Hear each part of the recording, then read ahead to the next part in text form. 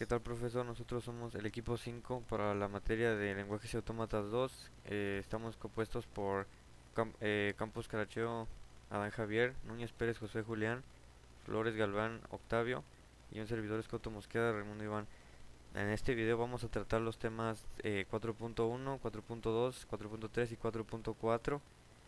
Pues vamos a empezar con el 4.1, que se trata sobre los árboles de expresiones. Em, Bueno, pues este es un tema que ya habíamos visto, sobre todo en las clases en las primeras clases de hecho, en la cual vimos las fases que tiene que hacer un compilador. Se tiene la fase de análisis léxico, de análisis sintáctico y de análisis semántico. La generación de árboles de expresiones se lleva a cabo específicamente en la fase del análisis sintáctico.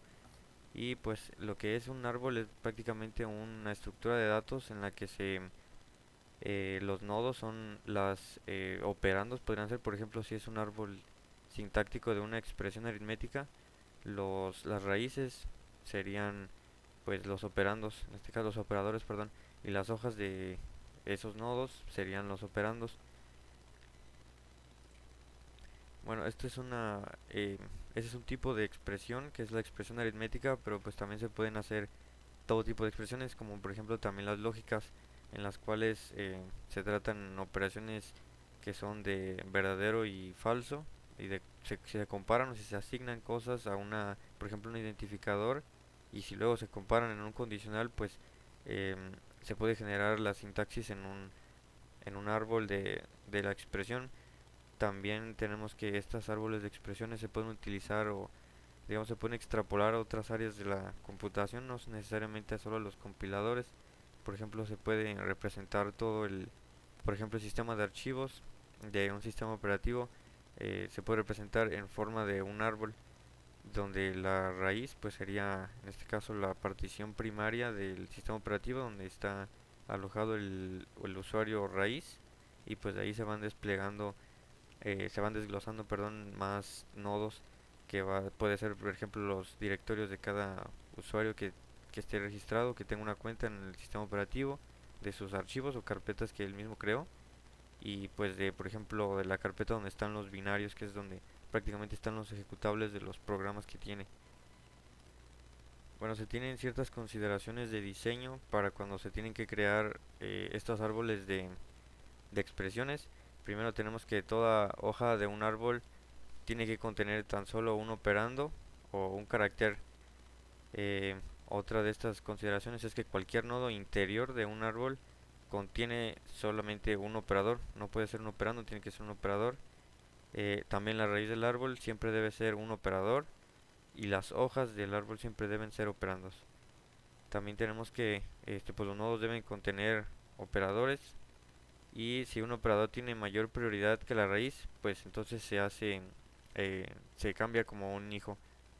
Y si un operador tiene igual o menor prioridad que un nodo, pues se hace la conversión y se coloca como un nodo padre.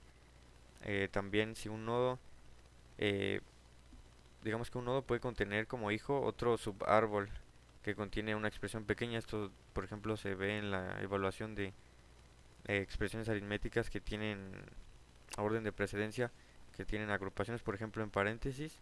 Pues esto es lo que se hace. Las agrupaciones dan lugar a estos subárboles. Bueno, y ahora vamos a pasar al tema 4.2, que se trata de las acciones semánticas que realiza el analizador sintáctico.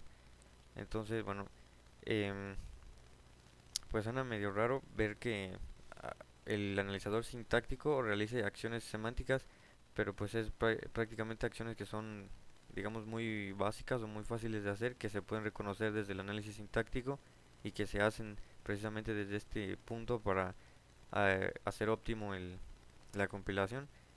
Algunas de estas acciones, así a grandes rasgos, incluyen, por ejemplo, el acceso a la tabla de símbolos.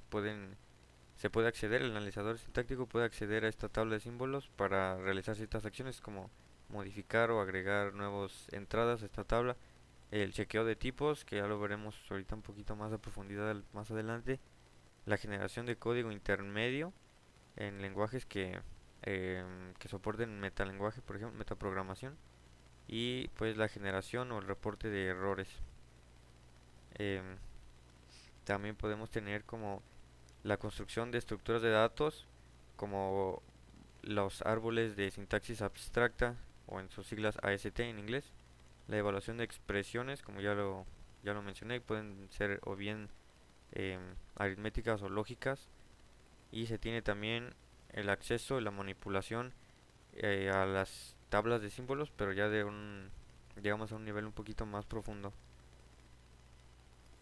Bueno, también algunas de las optimizaciones que se pueden realizar el analizador sintáctico, se incluye la eliminación del código muerto, que eso es prácticamente una técnica en la que consiste en eliminar partes del código que no son alcanzables. Por ejemplo, si tenemos un condicional y si la condición no se cumple y el analizador sintáctico lo puede detectar, se llama una optimización temprana, si lo puede optimizar tempranamente, pues entonces ni siquiera lo agrega a la tabla de símbolos ni hace el árbol sintáctico, no lo incluye. Se lo salta completamente si ve que no hay ninguna posibilidad, no hay ninguna ramificación en el programa en el que pueda entrar ese condicional. Lo mismo si por ejemplo si entrara, pero existe digamos una alternativa, un else, pues si el analizador sintáctico detecta que siempre va a entrar al if, pues entonces el else ni siquiera se representa en el AST, en el árbol de sintaxis abstracta. Otra técnica es la propagación de constantes, que bueno, esta es una técnica que ya se utiliza más que nada en el AST y consiste en que cuando el analizador sintáctico está haciendo el árbol de sintaxis y encuentra una expresión, pues en lugar de agregar toda la expresión del árbol de toda esta expresión al árbol de sintaxis abstracta, evalúa la expresión y eso es lo que agrega el resultado, la evaluación de esa expresión es la que agrega a la ST. También otra de las acciones como más específicas es la verificación de declaraciones de identificadores o variables antes de que se usen, que bueno, pues esto más que nada nos sirve a nosotros los desarrolladores en tiempo de que estamos escribiendo el programa para saber si estamos pues declarando variables que no estamos usando o que le estamos usando antes de declarar la propia variable, lo cual pues como ya vimos en clase también nos ayuda a optimizar la memoria que utilizamos. Otra acción es la resolución de los ámbitos, tanto puede ser de variables o de métodos o de funciones, lo cual, bueno, un ámbito es prácticamente, digamos, el tiempo de vida de un bloque de código si se trata de una función o de una variable, se trata de, pues, qué tanto en el programa se puede usar, por así decirlo, si está definido a nivel de clase o a nivel de paquete o a nivel de función nada más, pues solamente dentro de esos límites se va a poder utilizar esa variable. Bien, ahora vamos a pasar con el tema 4.3 que trata la comprobación de tipos en expresiones.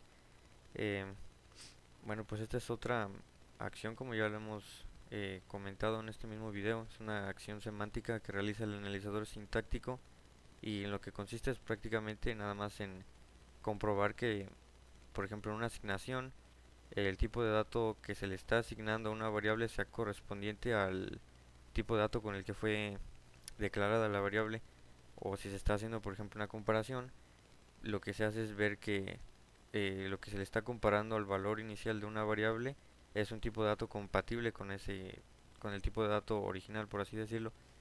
Em, este, digamos, no tiene mucha ciencia, por así decirlo, porque lo único que hace es eso y pasa solamente en lenguajes de programación que se les llama tipados, que tienen tipos de datos, porque hay otros que son los no tipados, como por ejemplo JavaScript, que o Java también, perdón, Python, en los cuales no se tiene un tipado estricto, me parece que se dice el término formal, en el cual prácticamente puedes declarar cualquier variable y asignarle cualquier tipo de datos, sin especificar el tipo de dato explícitamente, y el compilador lo que hace pues es lo va a inferir según la asignación que hagamos. Aquí en este tipo de lenguajes de programación, en los que son no tipados, la comprobación de tipos también se puede hacer, también se lleva a cabo, más que lo que pasa aquí no se, por ejemplo, en una comparación, no se comparan como tal los tipos de datos, sino que solamente se verifica que el tipo de dato que dio como inferencia el compilador en la declaración de la variable es compatible con el nuevo dato con el que lo estamos comparando, o igual si fuera en caso de una declaración, pues igual lo único que hace es ver que sea un tipo de dato válido para el lenguaje y que sea compatible em, con lo que nosotros declaramos al principio. Aunque bueno, aquí también cabe destacar que hay en ciertos lenguajes de programación, por ejemplo en Python, existen variables que son inmutables, que se les llaman constantes. Entonces, pues aquí no, en ese tipo de variables, en cualquier lenguaje, esto es independiente del lenguaje, si existen constantes, pues es obvio que no son inmutables, no se pueden cambiar el valor, entonces esta acción semántica pues no se lleva a cabo. Después pasamos al tema 4.4, que es la pila semántica de un analizador léxico, sintáctico, perdón. Eh, Hicimos uso anteriormente de un analizador sintáctico, pero de operadores, que ya hablamos de esto en antiguos documentos que realizamos nosotros. Este se representaba como árbol de análisis sintáctico y para realizar el recorrido de este árbol necesitábamos guardar los operadores y los operandos en una pila. Esta pila se puede evaluar en orden inorden, o sea, de izquierda, derecha y raíz, o también se puede evaluar en preorden, que es raíz, izquierda y derecha. Igualmente, pues debemos de buscar tener siempre dos operandos y un operador al estar recorriendo la pila. Esto pues para que realice la suma con dos números o la multiplicación con dos números o cualquier operación. Se debe recorrer la pila hasta que se cumpla con esta condición de dos operandos y un operador.